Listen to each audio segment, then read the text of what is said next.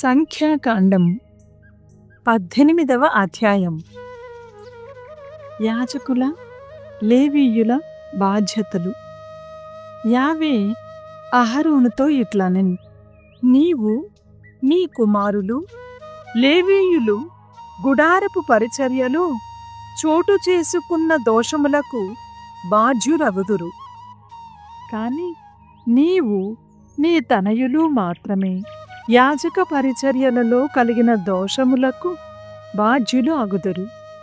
నీవును నీ పుత్రులను నిబంధనపు గుడారమున సేవలు చేయునప్పుడు మీకు సాయము చేయుటకుగాను మీ బంధువులైన లేవీ గోత్రము వారిని తీసుకొని రమ్ము. కాని నీవు నీ కుమారులు మాత్రమే మందసమునకు సేవలు చేయుదురు.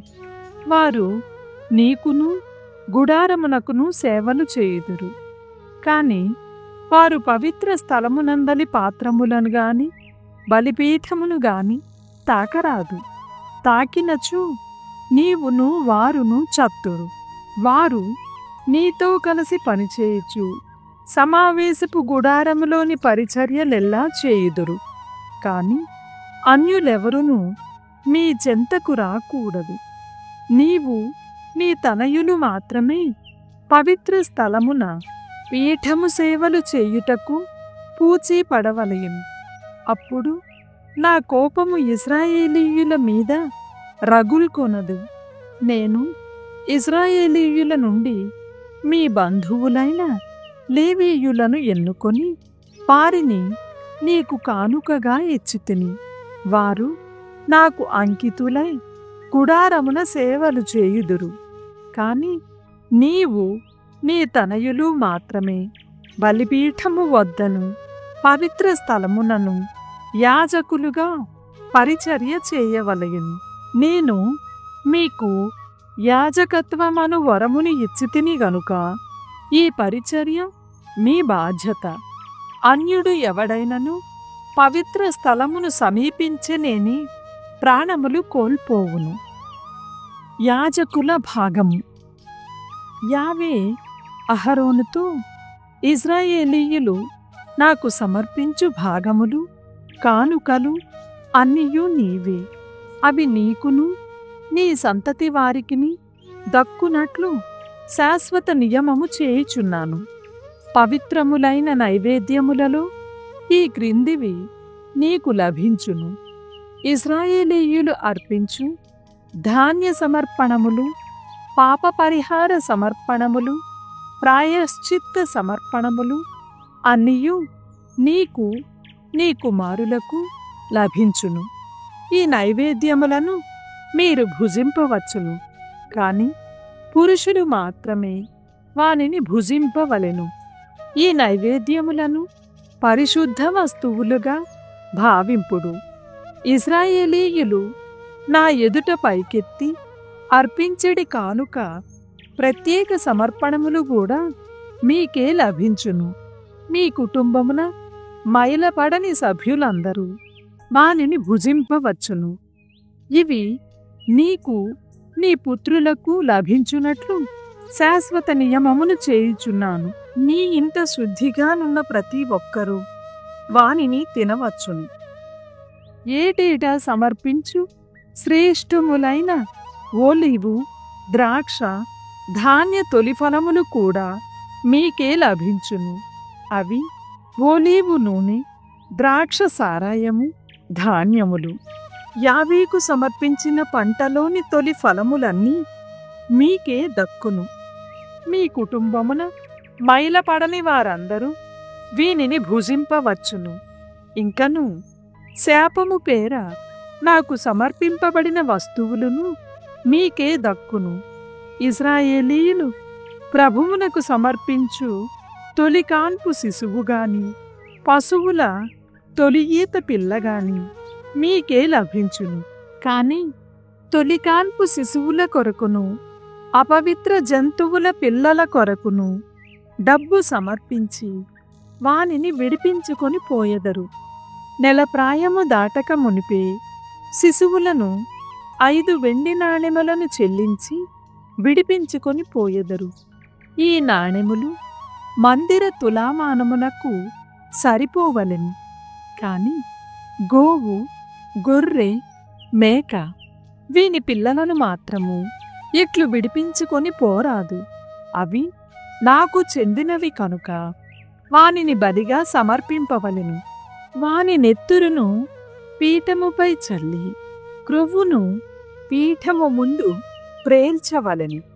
ఈ దహనబలి సువాసన నాకు ప్రీతి కలిగించును. వాని మాంసము మీకే లభించును. వాని రొమ్ము, కుడి తొడ నా ఎదుట పైకెత్తి సమర్పింపబడును. అవియును మీకే లభించును. ఇజ్రాయేలీయులు నాకు సమర్పించు పవిత్ర అర్పణములన్నీయు మీకే లభించునట్లు శాశ్వత నియమము చేయుచున్నాను.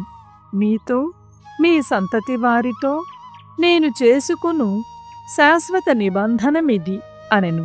మరియు ప్రభువు అహరోనుతో, మీకు ఏ భూమియు భుక్తమునకు లభింపదు. ఇశ్రాయేలీయుల భూమిలో మీకు భాగము లేదు. మీ భుక్తము, మీ భాగము నేనే అనుకొనుడు అనెను. లేవీయుల భాగము. ఇశ్రాయేలీయులు అర్పించుకొను 10వ పాలును ప్రత్యక్షపు గుడారమున సేవ చేసినందులకు లేవీయులకు ఇచ్చితిని.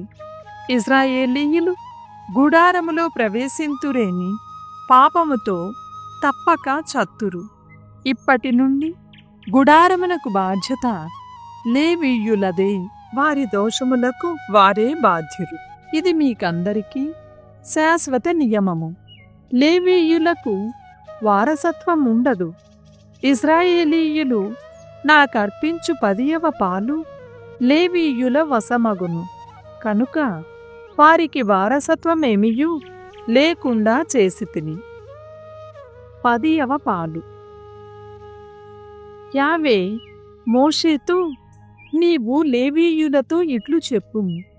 మీరు ఇశ్రాయేలీయుల నుండి 10వ పాలు తీసుకొనినప్పుడు మరలా దానిలో 10వ పాలు దేవునికి అర్పింపుడు. మీరు అర్పించు ఈ 10వ పాలు ప్రజలు సమర్పించు ధాన్యమునకు, ద్రాక్ష సారాయమునకు సమానమగును. ఈ రీతిగా మీరు ఇశ్రాయేలీయుల నుండి పొందడి 10వ పాళ్లన్నింటి నుండి ప్రభువునకు కానుక సమర్పింతురు. ఈ కానుకను మీరు యాజకుడైన అహరోనునకు అర్పింపుడు. మీరు పొందడి కానుకలలో ఉత్తమమైనవే ప్రభువునకు తిరిగి కానుకలర్పింపుడు. ఈ రీతిగా మీరు వానిలో మేని రకములైన వాటిని ప్రభువుకు ప్రత్యేకించినప్పుడు మిగిలిన దానిని కళ్ళంలోని ధాన్యము, గానుగ తొట్టిలోని ద్రాక్షరసము కర్షకుడికి చెందినట్లే మీకు చెందునని భావించుకొనుడు. మీకు లభించిన భాగములను మీరు మీ కుటుంబ ప్రజలు ఎక్కడైనను ఆరగింపవచ్చును. ఆ వస్తువులు గుడారమున మీరు చేసిన ఊడిగమునకు గాను మీకు లభించిన బద్దెములు. ఆ కానుకలలోని ఉత్తమ భాగములను ప్రభువునకు అర్పించిన పిదప వానిని మీరు భుజించినను దోషము లేదు. ఇశ్రాయేలీయులు అర్పించిన కానుకలను మీరు అపవిత్రము చేయరాదు. మీరును ప్రభువు కోపము వలన నాశము కారు అని అనెను. ద్వితీయోపదేశకాండము 19వ అధ్యాయము. ప్రతీకార నియమములు, నరహంతలకు ఆశ్రయ పట్టణములు.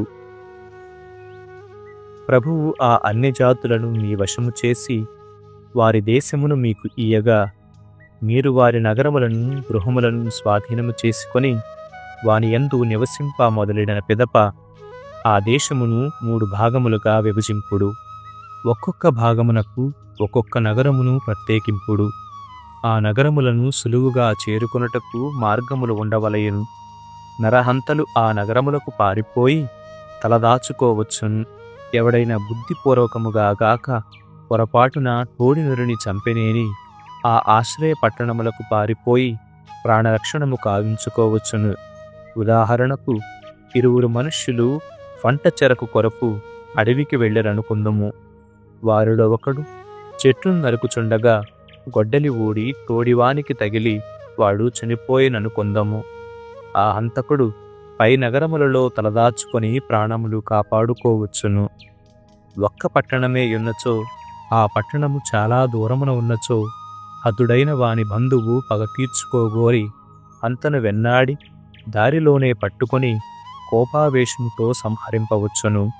కాని హంతకు చచ్చిన వాని పట్ల వైరము లేదు. తాను అతనిని బుద్ధిపూర్వకముగా చంపలేదు కనుక అతడు చంపదగినవాడు కాడు.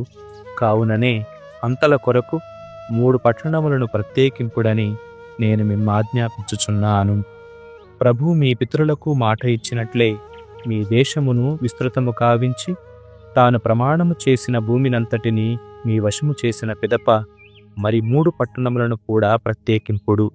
ఈనాడు నేను విధించిన విధులన్నిటినీ మీరు పాటింతురేని, ప్రభువును ప్రేమించి అతని ఆజ్ఞను అనుసరింతురేని మరి 3 పట్టణములను తప్పక మీ పరము చేయును.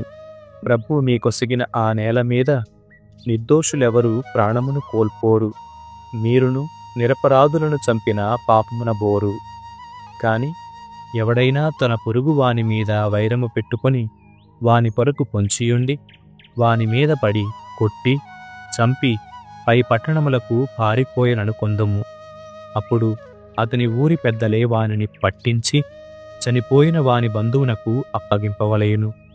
ఆ బంధువు అతనిని వధించి పగ తీర్చుకొనును. అట్టి వాని మీద మీరు దయచూపరాదు. మీరు ఇశ్రాయేలు దేశమున నిర్దోషుల వదను పూర్తిగా వారిద్దురేని మీకు క్షేమము కలుగును.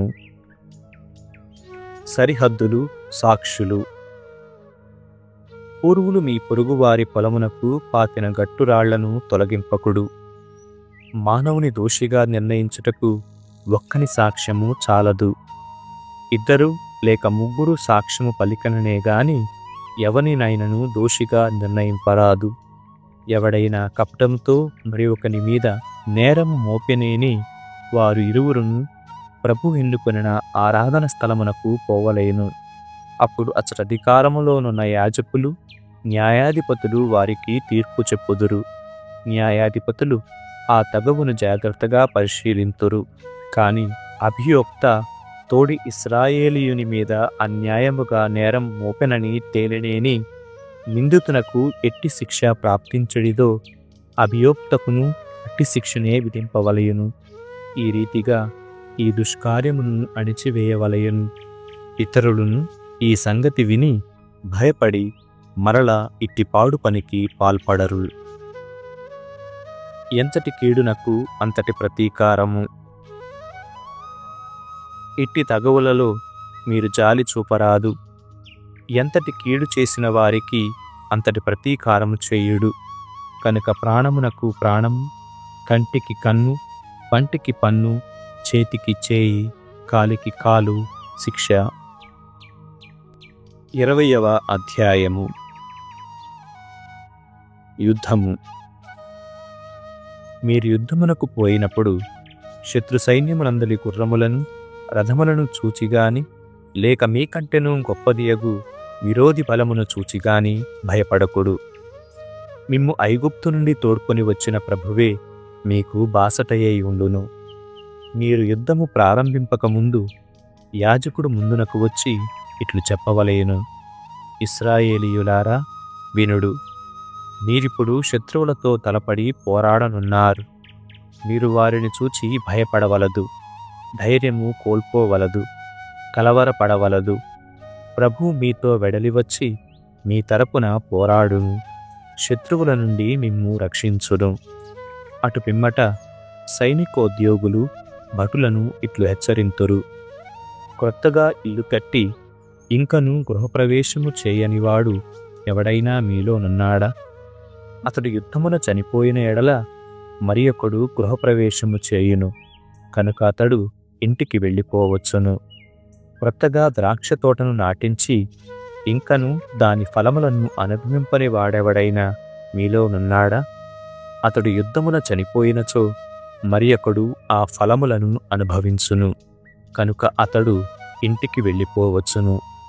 ప్రధానము జరిగిపోయి ఇంకను పెండ్లి ముగించుకొననివాడు ఎవడైనా మీలోనున్నాడా? అతడు యుద్ధమున చనిపోయినచో మరి ఒకడు ఆ వధువును పెండ్లి ఆడును, కనుక అతడు ఇంటికి వెళ్ళిపోవచ్చును. సైనికోద్యోగులు ఇంకను ఇట్లు హెచ్చరింతురు, మీలో పిరికివాడు గుండె దిటవు లేనివాడు ఎవడైనా ఉన్నచో ఇంటికి వెళ్ళిపోవచ్చును. అతనిని చూచి తోడి యోధులు కూడా ధైర్యము కోల్పోవుదురు. ఈ రీతిగా అధికారులు హెచ్చరించిన పిమ్మట సైనిక దళములకు నాయకులను నియమింపవలయును. పట్టుబడిన నగరములు. మీరు ఏ నగరము మీదికైనా దండెత్తినప్పుడు మొదట ఆ పట్టణ ప్రజలు మీకు లొంగిపోయి ప్రాణములు కాపాడుకునుటకు అవకాశము నిండు. వారు మీకు లోబడి నగర ద్వారములు తెరతురేని ఇక మీకు బానిసలై వెట్టి చాకిరీ చేయుదురు. కాని ఆ ప్రజలు మీకు లొంగక పూరునకు తలపడుదురేని మీరు వారి నగరమును ముట్టడింపుడు. ప్రభువు ఆ నగరమును మీ చేతికి చిక్కించును. మీరు అందలి మగవారినెల్లా వధింపుడు. కాని అష్టి స్త్రీలను, పిల్లలను, మందలను, వస్తువులను, కొల్ల సొమ్మును మీరు స్వాధీనము చేసుకోవచ్చును. ప్రభువు మీ చేతికి చిక్కించిన శత్రువుల కొల్ల సొమ్మునెల్లా మీరు అనుభవింపవచ్చును. మీ చుట్టుపట్లనున్న జాతులను, పట్టణములను, మీకు దూరముననున్న పట్టణములను ఈ రీతిగా పట్టుకొనుడు. కాని ప్రభువు మీ కీయనున్న దేశమునందలి వివిధ జాతుల నగరములను మీరు స్వాధీనము చేసుకున్నప్పుడు మాత్రము అచట బ్రతికియున్న వారినెల్లా మట్టుపెట్టుడు. ప్రభు మిమ్మాజ్ఞాపించినట్లే హిత్తీయులు, అమోరీయులు, కనానీయులు, పెరిస్సీయులు, హివ్వీయులు, యెబూసీయులు మొదలగు వారినెల్లా శాపము పాలు చేయుడు.